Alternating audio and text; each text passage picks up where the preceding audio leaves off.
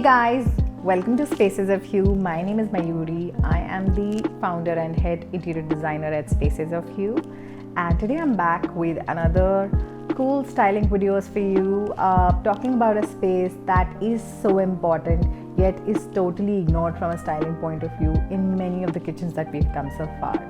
So you guessed it right, I just said it, it's kitchens.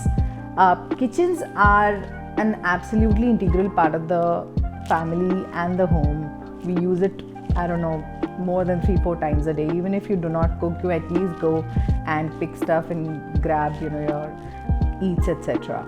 But what I'm trying to say is that when you are in a place that you frequent more often, it is always a great idea to style it in a way where it invites you in and makes you feel like that's a happy space. And what cannot be a happy space that does not have food in it, right? So food brings us into these really amazing memories of, oh, you know what, this is something very close to my heart, etc., etc. Now, when you're styling a kitchen, what are the concepts that you need to keep in mind? What kind of kitchen do you have, and what are the elements that you could include in a kitchen to make it that special place where you really want to look at other stuff apart from your stove or your pantry? So I'm going to be talking about 4 to 5 tips that are going to help you amp up your kitchen area and your countertops and maybe some shelving that you have. And basically you can style your kitchen in a jiffy now with these tips, and you don't really have to kind of think or research a lot.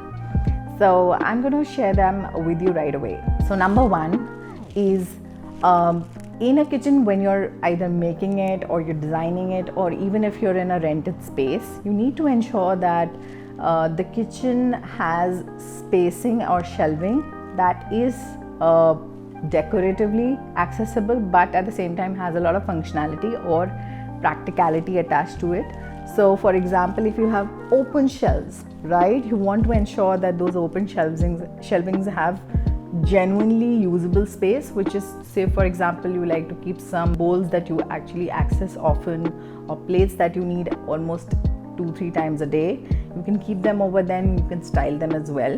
But at the same time, you can probably keep your recipe books or your recipe cards, keep some unique object out there which is really going to draw anybody who's walking into the kitchen, and kind of create that interest. So that's a really cool idea. Open shelves are, especially in a lot of places in India, we get to hear that, they are, of course, not a great place, in terms of, they accumulate a lot of dust. But, you're not going to have your entire kitchen kind of put in those shelves. You're just maybe having 2 or 3 small shelves that are going to be open, and you're going to put your stuff in it, which would make it more inviting. So that's number 1. Number 2, have your pantry organized. Your pantry or your modular accessories need to have that accessibility or ease of pulling them out, using them on a day-to-day basis. So that's something that you definitely want to ensure that you have. I know a lot of renter friendly solutions that are out there, so you can look for a lot of organizers, pull-out organizers that you can include either under the sink or in the pantry itself.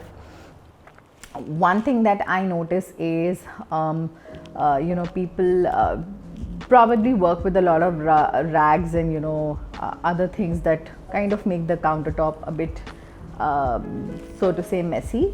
So it's always a good idea to figure out what type of cook or what type of person or what type of a relationship you have with the kitchen. So people who do not cook a lot and tend to have everything on the countertop, I would recommend put it all inside your cabinets. Keep the countertop clean. Because you're not anyway spending a lot of time out there. It is always better to keep the mess away so that everything is put away in its place and you can take them out when you need it. Especially in smaller kitchens like galley kitchens, that's a very good idea. Have things kept away, keep it minimal, have more space for chopping and just counter space for chopping. If you do have a bigger kitchen and you are somebody who likes to cook often, gets their kitchen messy, but at the same time you have the capability and the energy to put it all away, from time to time, then you can definitely style it with some nice lazy Susans. You have these wooden lazy Susans that you can keep on the counter, a nice chopping block. If you have a lot of chopping boards, you can stack them really in a very nice layered fashion and keep them in one place on the countertop. So that's another way to use it, but at the same time it's styling your space. Next tip is very important. I personally think it's a really important part of my kitchen, is to have either some kind of greenery or have some kind of colorful pops. Depends upon what is the kind of natural light your kitchen is getting, but if you can't get real plants in, get faux plants in.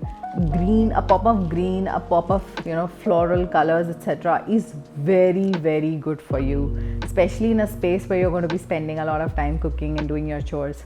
So I think that's a great way to bring in that color into maybe a monochromatic thing, or maybe a couple of colors that are already existing. Greens always work best. Greens always work best for any space, and kitchen is no exception. So the next tip that I'm going to be talking to you about is window treatments. Far too many houses that I see today, even in rented spaces, where there is a bracket or there is a setup for a window treatment, but we don't use a lot of window treatments. I would recommend using one, again for the same reason that one, it adds a bit of privacy, especially in the night time when your lights are on and you're cooking away, or you're just enjoying your personal time in the kitchen. It's good to have that privacy, and at the same time you can keep your windows you're open and have that ventilation happening in the kitchen, since you're cooking something which releases a lot of smoke, or just some kind of ventilation apart from your exhaust fans, etc. Window treatments are also a great way to add interest to your kitchen. So choosing an interesting pattern is a very, very nice way to add that color, that pop, that interest that you're looking for. Ultimately, it's all about creating that uniqueness about your kitchen in your own way, filling in your own character. That is what is going to make it a happy space for you. So when I walk into my kitchen and I look at this beautiful patterned Roman blind which has dragonflies on it, I think it makes me happy, and that's how we all relate to different things. So whatever works for you, get that in over there. Do note that you want to keep your patterns in line. So if you have a very busy kitchen tile pattern, try and get something which is not so busy. Again, it's a pattern on pattern play. So if you're a beginner, I would say go for slightly safer options like a solid color. But if you think that, oh, you know what, I can play pattern on pattern, then feel free. The world is your canvas, so is your window treatment. You can definitely do that. You can choose the kind of window treatment you want to go to. I guess we have spoken about almost everything. Organization is a big, huge thing today. A lot of people were talking about specifically organizing kitchens, and I think that's a great way to get started if you're trying to, organize and just basically make your kitchen a neat space. Start from inside out. While styling definitely does take care of what's happening outside, pantry organization, under the counter organization, all of that really helps, and those are things that you can actually look up and research yourself depending upon the type of pantry you have. Lastly, I think I would say is that try to keep practicality in mind. I have seen a lot of people style kitchens, but they're done in a very non-practical way. So keeping plants on top of your chimney, not a good idea. Fire hazard, do not do it. Not safe at all for anything, right? Or for example, you're trying to put a rug on the floor, which is made of a highly flammable material or fabric. So avoid that. Try and go for rugs that are friendly with from the fire safety point of view, and add that extra beauty to your floor. If you already have a great flooring, then you may not choose to have a rug, and that's okay. At the end of the day, what you need to ensure is that your kitchen speaks the language that you want it to and helps you achieve what you're trying to do. So having a good time while you're cooking is what I look forward to, and I think most of you do too, and that's what you really want to focus on. But I would definitely say if you're putting objects anywhere in your kitchen, do include some interest by using unique ones. I think that really picks it up from, differentiates it from a normal kitchen to, something which is a cute kitchen or a smart kitchen or a modern kitchen or a bohemian kitchen. So all of that really comes through to it.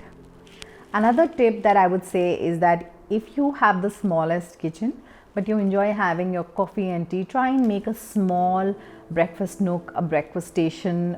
Maybe include things like, tea bags and a little bit of coffee, or coffee maker if you have one.